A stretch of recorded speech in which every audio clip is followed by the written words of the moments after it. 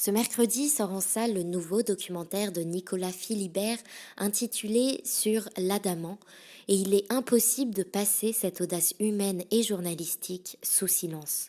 L'Adamant est un centre psychiatrique de jour unique en son genre. Et oui, c'est un bâtiment flottant. Il a été créé en 2010 et édifié sur la Seine en plein cœur de Paris, au quai de la Râpée dans le 12e arrondissement plus exactement. L'Adamant accueille des adultes souffrant de troubles psychiques, leur offrant un cadre de soins qui les structure dans le temps et dans l'espace. Il les aide aussi à renouer avec le monde, à retrouver un peu d'élan. L'équipe soignante à son bord est de celle qui tente de résister autant qu'elle peut au délabrement et à la déshumanisation de la psychiatrie. Ce film documentaire nous invite à monter à son bord pour aller à la rencontre des patients et soignants qui en inventent jour après jour le quotidien. Écoutons la bande-annonce.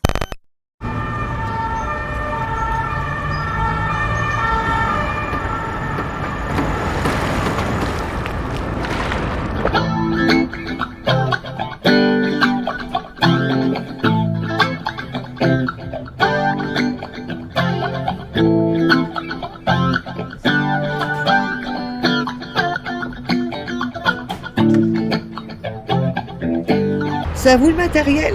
Oui. Vous avez une voiture pour trimballer tout ça? C'est parce que je prends un traitement très fort que je ne désire pas que je peux tenir un dialogue avec vous, Guillaume. Sinon je me prends pour Jésus, moi. Bah, c'est bloqué dans la tête, toujours les mêmes délires, les mêmes choses. Personne n'est parfait. Personne n'est parfait. Alors, je m'appelle Sabine Berlière, je suis psychiatre. Ah, je serais contente à votre place. Et j'y viens. Je voulais vous dire que je suis très contente d'arriver sur le bateau.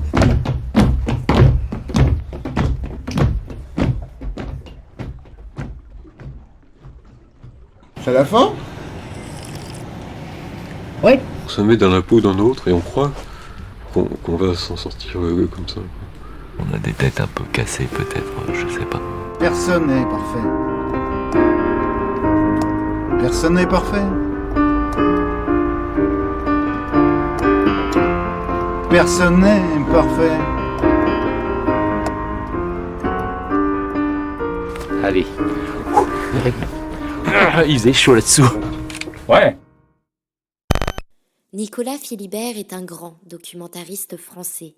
Il renoue avec le monde hospitalier après son précédent long métrage sorti en 2018 intitulé De chaque instant et qui mettait en lumière des élèves infirmiers et infirmières. Cette fois-ci, il part à la découverte de cet hôpital psychiatrique hors du commun. Chaque jour, l'Adamant accueille soignants, référents et surtout patients autour d'un café, d'une cigarette ou d'une activité thérapeutique, souvent artistique. Boiserie, éclairage naturel dû aux nombreuses fenêtres et coursives qui donnent sur la Seine, le lieu est chaleureux. À 10 000 lieues de l'ambiance d'hôpital avec sa froideur et ses néons angoissants, oui, l'Adamant fait figure de havre de paix. Les patients qui se succèdent devant la caméra, que ce soit en groupe ou en tête-à-tête avec le cinéaste, présentent une variété de profils assez incroyables. Ces protagonistes, acteurs d'un jour mais surtout acteurs de leur folie, sont en cet instant aussi lucides qu'attachants. Si le film présente une mise en scène très classique avec la succession de ces portraits sans lien évident,